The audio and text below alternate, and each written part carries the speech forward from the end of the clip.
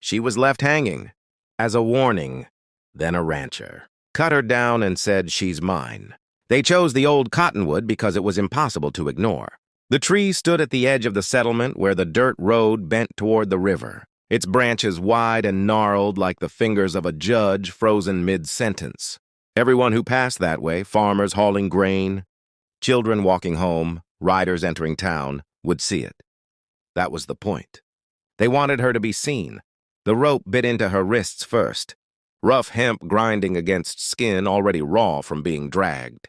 Then they kicked the crate from beneath her boots. Her toes scraped bark, searching for anything, but there was nothing to find.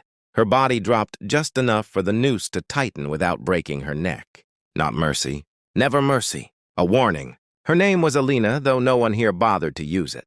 Names made things human, and they had spent years convincing themselves she wasn't. Half-blood, they'd whispered when she was a child, as if the word itself carried disease. Her mother had been from the tribes east of the river. Her father a drifter who vanished before Alina could form a memory of his face. That was enough. Different blood. Different eyes. A different way of speaking when she was frightened or tired. Different meant dangerous. When her mother died, fever, they said. Though no one brought medicine, Alina became something worse than an orphan. She became a reminder of borders that were never clean, of histories people wanted buried, of truths they preferred not to name. So when the cattle began disappearing from nearby ranches, when fences were cut and blame needed a body, they chose the easiest one, her. Now she hung there, breath tearing through her throat in ragged gasps. The sky above her was a pale, indifferent blue.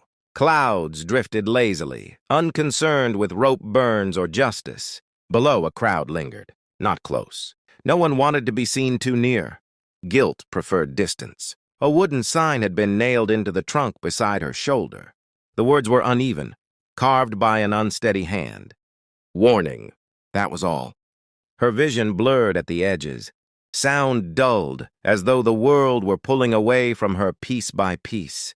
She thought of her mother's voice, soft, steady, telling stories of rivers that remembered names and stars that watched over the lost. She tried to remember the sound clearly, but it slipped through her mind like water through fingers. "I don't want to die like this," she thought, not screaming, not praying, just stating a fact. She wanted to live. Even now, especially now. The first hoofbeat sounded like thunder breaking through fog. Slow, measured, heavy. The crowd stirred. Heads turned. A few men stiffened. A rider emerged from the dust, broad-shouldered, seated easily in the saddle like a man who had been born there. His horse was dark, powerful, moving with the quiet confidence of an animal that feared nothing on this road, the rancher. Reined in several paces from the tree. He didn't shout. Didn't rush. He looked. His eyes traveled from the sign to the rope, to the girl swaying faintly above the ground. Something in his expression changed. Not shock, not curiosity, recognition. He dismounted. Leather creaked. Spurs touched dirt. The sound carried in the unnatural quiet that followed. "Who did this?" he asked. His voice wasn't loud, but it didn't need to be. It had weight, the kind earned over years, not claimed in moments. A man stepped forward, trying to sound certain. "It's justice." She was stealing. Helping them steal. The rancher's gaze shifted to him slowly, like a storm turning direction. "Did you see her do it?" The man hesitated. "Everyone knows." "I didn't ask what everyone knows." The rancher took a step closer. "I asked what you saw." Silence. The rancher looked back up at Alina. Their eyes met. Through pain, through fear, through the dimming edges of consciousness, she saw him clearly. His face was weathered, lined by sun and years. His eyes were dark, steady, holding neither judgment nor disgust. For the first time that day, perhaps the first time, in her life, someone looked at her like she was real. He reached for the knife at his belt. The crowd erupted. "You can't! That's not your place! She's a warning!" He ignored them. One clean slice. The rope snapped. Her body fell. He caught her. She barely felt the impact before darkness rushed in, but she registered the heat of his arms, the solidity of his chest, the way he lowered her to the ground instead of letting her crumple. She coughed, choked, drew in air like it might vanish again. The rancher knelt beside her, one hand braced against the earth, the other steadying her shoulders. "Breathe," he said quietly. "That's it. I've got you." Someone stepped forward, angry now. "You don't understand. She's—" The rancher stood, pulling Alina up with him, her weight sagging against his side. His arm wrapped around her protectively, firm and unyielding. "She's mine," he said. The words cut through the air sharper than any blade. "She's under my protection. Anyone who has a problem with that can bring it to me." No one moved, because they knew him, Caleb Hart. The rancher whose land stretched farther than most men's influence. The man who paid his workers fairly, who didn't bend easily, who had buried a wife and learned what it meant to lose something irreplaceable. He met their glares without flinching. Slowly, reluctantly, the crowd dispersed. Caleb guided Alina to his horse, lifted her gently into the saddle, then mounted behind her. She swayed, exhaustion pulling her under, but his arms kept her steady as they rode away from the tree. From the warning, she woke to the smell of clean water and wood smoke. Her body ached everywhere, neck, wrists, ribs, but the pain was different. Dull, grounded, real in a way, that meant she was still alive. She lay on a narrow bed inside a small room. Sunlight filtered through a window, casting soft patterns across the floor. Someone had washed her, wrapped her wrists, changed her clothes. She tried to sit up and hissed. "Easy." Caleb stood near the door, arms crossed loosely, as if he'd been careful not to crowd her.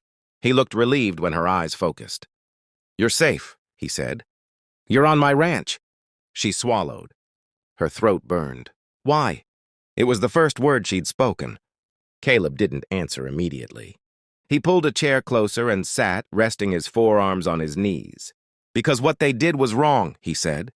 "And because I was there." "That's not why," she whispered. A ghost of a smile touched his mouth. "You're right.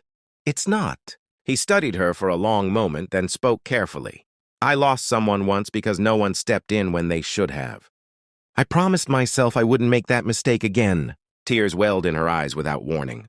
She turned her face away, ashamed of them, but he didn't comment. Didn't rush to wipe them away. He just sat there, present. Days passed. Then weeks. Alina healed slowly. Some wounds lingered longer than others. Nightmares woke her gasping, hands clawing at her neck. Sometimes she'd find herself frozen at the sight of rope or wood, grain shaped too much like a branch. Caleb never forced her to speak. Never asked questions she wasn't ready to answer. He gave her space and choice. She learned the rhythms of the ranch, the creak of the barn doors at dawn, the sound of cattle lowing, the steady comfort of work. He gave her small tasks at first, then more as she grew stronger. For the first time, she was useful without being blamed. One evening, as the sun dipped low and painted the fields gold, she stood beside Caleb on the porch, watching the horizon. "You didn't have to say that," she said quietly. "Say what?" "That I was yours." He looked at her, serious now. "I meant it." She nodded. After a pause, she said, "No one's ever chosen me before." His voice was rough when he answered. "That doesn't mean you weren't worth choosing." The wind rustled the grass. Somewhere, a horse snorted. Alina breathed deeply, filling her lungs without fear. For the first time, the future didn't feel like a threat. It felt like something she was allowed to have.